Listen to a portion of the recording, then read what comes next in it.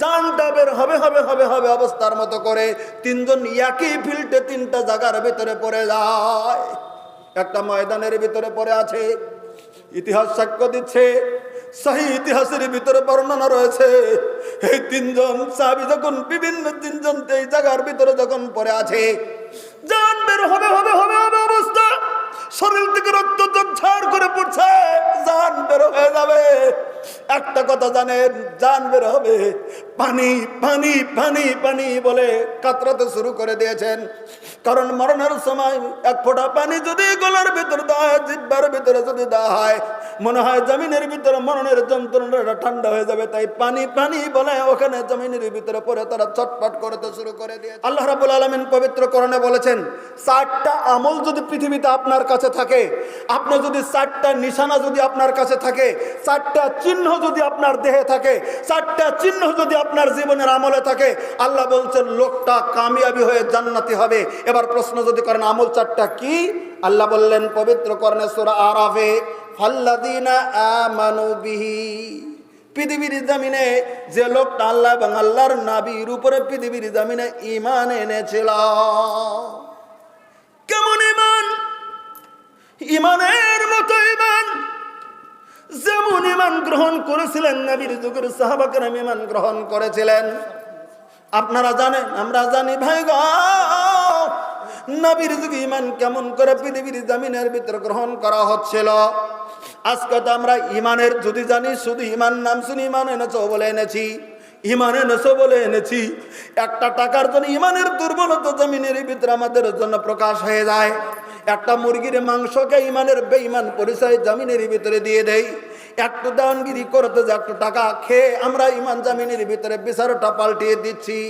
না না না, ঈমান এনেছিল আল্লাহ রাব্বুল আলামিনের নবীর যুগের সাহাবা কেরাম ঈমান এনেছিলেন।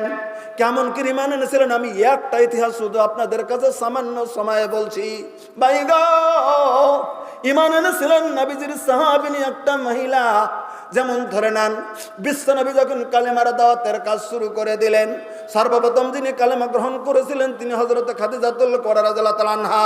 দ্বিতীয় নম্বরে কালেমা গ্রহণ করেছেন যেমন ধরে নেন হযরত আবু বকর সিদ্দিক রাদিয়াল্লাহু তাআলা আনহু।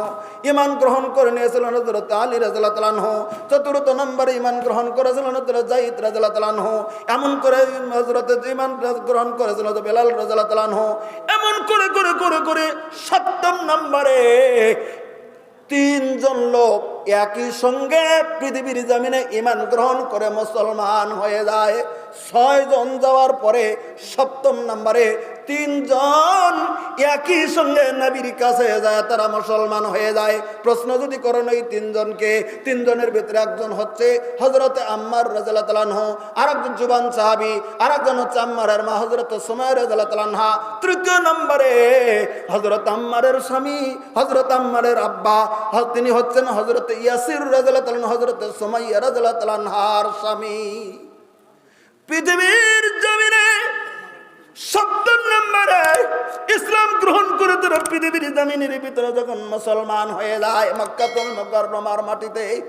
ইতিহাস খুলে দেখুন, বেরাল বিদায় নিহায় একটু ভালো করে খুলে দেখুন, বাংলাতে বেতন বর্ণনা রয়ে গেছে। ভাই গো, আল্লাহ রাব্বুল আলামিন আর নবীর সাহাবী মহিলা হযরত সুমাইয়া রাদিয়াল্লাহু তাআলা আনহা একদিন সন্ধ্যাবেলাতে তার স্বামী স্ত্রী তারা বাড়ির মধ্যে রয়েছে। হঠাৎ করে স্বামী বলতেছেন, বিবি রে তুমি কি খবর শুনেছো? আব্দুল্লাহর ছেলে মুহাম্মদ পৃথিবীর জমিনের ভিতরে কালিমার দাবি করে নবী দাবি করেছেন, পৃথিবীর জমিনে তোমার কি বিশ্বাস হয়? হযরত সুমাইয়া বললেন, স্বামী জি গো, আপনার মনে কি কয়? হযরত ইয়াসির বলতেছেন, বিবি রে আমি যতটুকু দেখেছি এই কয়েকদিনে যতটুকু আমি বুঝেছি, আমার মনে হয় আব্দুল্লাহর ছেলে আসলতেই পৃথিবীর জমিনের মধ্যে নবী। হযরত সুমাইয়া বলেন, স্বামী গো, আমি তো একজন দাসী, আমি আপনার স্ত্রী, আমার মনেও বারবার বারবার করে গাওয়াইটা দিচ্ছে, কিন্তু আমি আপনাকে বলতে সাহস করিনি। বলতে তাহলে ঠিক আছে, চলো গো আমরা 2 জন যাব, 3 জন যাব, কালকে সকালবেলা আমাদের পরিবার আমরা কালেমা পড়ে আমরা মুসলমান হয়ে যাব। আমি শুধু ঈমানের কথাটা আপনাদের কাছে বলছি। এই কথা বলার পরে সকালবেলাতে 3 জন হযরত সুমাইয়ার তার ওই ছোট্ট ছেলেকে নিয়ে তারা তিনজন যে আল্লাহ রাব্বুল আলামিনের নবীর কাছে কালেমা পড়ে তারা পৃথিবীর জমিনের ভিতরে মুসলমান হয়ে যায়। যখন ওই তিনজন মুসলমান হয়ে গেল, আবু জাহেলের কানের ভিতরে আওয়াজ চলে গেল, আবু লাহাবের কানের ভিতরে আওয়াজ চলে গেল, এতদিন আবু বকর খাদিজা হযরত আলী তার বংশের মানুষ কালেমা গ্রহণ করে মুসলমান হয়েছে, কোনো কথা নাই। কিন্তু একটা দাসী, একটা কেনা দাসী জমিনের ভিতরে কালেমা পড়বে, এটা আমরা মান্যতা দিতে পারি না, মানতে পারি না। একজন ইয়াসির বহির ঈমানের লোক, তিনি কালেমা গ্রহণ করবে, এটা আমি মানতে পারি না। তাই কেমন করে কালেমার স্বাদ জমিনের ভিতরে থেকে তাদেরকে মিটিয়ে দিতে হবে, এই আশা নিয়ে এই পৃথিবীর জমিনের ভিতরে করলো কি, আবু জাহাল সঙ্গে সঙ্গে তাদেরকে ডেকে এনে বাড়ির ভিতরে মারতে শুরু করে দিয়েছে। চাবুকতে মারতে আঘাত করতেছে, আঘাতের উপর আঘাত জমিনের ভিতরে করেছে। এত আঘাত করেছে হযরত সুমাইয়া রাদিয়াল্লাহু তাআলা নাকে, এত মারা মেরেছে হযরত ইয়াসিরকে, মেরে জমিনের ভিতরে ফেলে দিয়েছে। আবার সকালবেলা যখন হয়ে গেছে, আবার তাদের উন্মুক্ত জমিনের ভিতরে বালুকাময়ের ভিতরে তাদেরকে নিয়ে উপর করে শুয়ে দিয়েছে। কোনো সময়ে কাঠের ভিতরে আগুন লাগিয়ে দিয়ে আগুনগুলি যখন টুকরা টুকরা হয়ে জমিনের ভিতরে বিছিয়ে দিয়ে হযরত সুমাইয়ার মতো মহিলাকে চিৎ করে আগুনের টুকরোর উপর শুয়ে দিয়ে বলতেছে, কালেমা ছেড়ে দিবি কি না? ইমান, ইমানের তাজাল্লি, এমন ইমানের তাজাল্লি ছিল হযরত সুমাইয়ার। পিঠ কাপড় পুরায়, পিঠের চামড়া পুরায়, ওই তেলগুলিন বেরিয়ে আগুনের টুকরো গুলিন নিভে গেছে, কিন্তু হযরত সুমাইয়া কালেমা ছেড়ে দেওয়ার জন্য রাজি হয় নাই। কালিমা, ইমান নিয়েছে, আল্লাহর প্রতি ইমান নিয়েছে, নবীর প্রতি কালেমা পড়ে মুসলমান হয়েছে, বলছে পিঠ পুড়ে যাবে জাগ্গা, আমি ইমান ছেড়ে দিতে আমি রাজি নই। হযরতে ইয়াসির রাদিয়াল্লাহু তাআলাকে তেমন অত্যাচার করা হলো। আবু জাহেল আল্লাহর দুশমন, নবীর দুশমন, এই আবু জাহেল এমন অন্যায় অত্যাচার করে, গালিগালাজ করে, মারামারি করে করে সর্বশেষে সিদ্ধান্ত নিল, এই সুমাইয়াকে জামিনের ভিতরে থেকে উৎখাত না করে দেওয়া পর্যন্ত আমার শান্তি নাই। তাই তার গ্রামে এলান করে দিল, আগামীকাল হয়তো সুমাইয়াকে বধ্যভূমিতে আমরা তাকে পৃথিবীর জামিন থেকে সরিয়ে দেব। এই নিয়ে হযরত সুমাইয়া রাদিয়াল্লাহু তাআলা আনহাকে এবং তার স্বামী এবং ছেলেকে বেঁধে নিয়ে সাইডে দাঁড় করিয়ে দিয়ে খোলা ময়দানে একটা বৃদ্ধা মহিলার গায়ে থেকে বস্ত্র হরণ করে একদম উলঙ্গ করে দিয়ে বর্ষা মেরে দিয়ে ফালা মেরে, ফালাটা গলার ভিতরে মেরে দেওয়া হয়নি, ফালাটা বুকের ভিতরে মেরে দেওয়া হয়নি, লজ্জাস্থানের ভিতরে ফালা মেরেছে। আপনারা ইতিহাস খুলুন, বেরিয়ে যাবে। লজ্জাস্থানের ভিতরে ফালা মেরেছে, এমন করে ফালা জোরে মেরেছিল আবু জাহেল নিজের হাতের দ্বারাতে। লজ্জাস্থানের সম্মুখ দিয়ে প্রবেশ করে তার পিছন দিয়ে বেরিয়ে ঠাস করে জমিনের ভিতরে পড়ে রক্ত গলগল করে পড়ে শাহাদতের মধুপান করে হযরত সুমাইয়া রাদিয়াল্লাহু তাআলা আনহা পৃথিবীর জামিন থেকে শহীদ হয়েছে। এই হলো ইসলামের সর্বপ্রথম শহীদ, হযরত সুমাইয়া রাদিয়াল্লাহু তাআলা আনহা পৃথিবীর থেকে বিদায় নিয়েছে। ইতিহাস প্রমাণ করেছে প্রত্যেকটা ক্ষেত্রে এনারা এমনই ইতিহাস তারা করেছেন, এমনই তারা ইতিহাস করেছেন, সাহাবা কেরাম ইতিহাস করেছেন।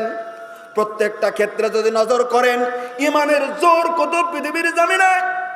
একটা কথা বলছে 2 মিনিটের ভিতরে, আল্লাহ রাব্বুল আলামিনের নবীর যুগে এমন কিছুগুলি যুদ্ধ হয়েছিল, তার ভিতরে একটা যুদ্ধ হয়েছিল ইয়ারমুকের যুদ্ধ। আপনারা জানেন কি জানেন না শুনলেন? ইয়ারমুকের যুদ্ধ যখন পৃথিবীর জামিনের ভিতরে যখন অনুষ্ঠিত হলো, মুসলিম আর কাফিরের ভিতরে যুদ্ধ হয়েছিল। ওই যুদ্ধের ভিতরে এমন অবস্থা হলো, 3 জন লোকের নাম কিতাবের ভিতরে উল্লেখ রয়েছে। এটা বর্ণনা করেছেন ইয়ারমুকের কথা হাবিব বিন সাবিত রাদিয়াল্লাহু তাআলা বর্ণনা করে বললেন, 3 জন লোক, একজন জমিনের ভিতরে তার নাম দেওয়া হয়েছে হারিস বিন হিশাম। নামটা মনে রাখার চেষ্টা করবেন। একজন সাহাবী ছিলেন হযরত হারিস বিন হিশাম, আরেকজন সাহাবী ছিলেন যে আবু জাহেল ইসলামের দুশমন ছিল, তার ছেলে ইকরিমা কিন্তু কালেমা গ্রহণ করে পৃথিবীর জামিনের ভিতরে মুসলমান হয়েছে। আবু জাহেলের ছেলে ইকরিমা, তিনি কিন্তু জমিনের ভিতরে মুসলমান হয়ে গেছিলেন। এবার তার অবস্থাটা একটু দেখে নেন দয়া করে, যে কয়জন লোক বসে আছেন একটু শুনে নেন। ইকরিমা বিন আবু জাহেল, আর চতুর্থ নম্বর আইয়াস বিন আবি রাবিয়া। এই 3 জন সাহাবী ইয়ারমুকের যুদ্ধের ময়দানে ওই যে যাওয়ার পরে যুদ্ধ করতে 3 জন আহত হয়ে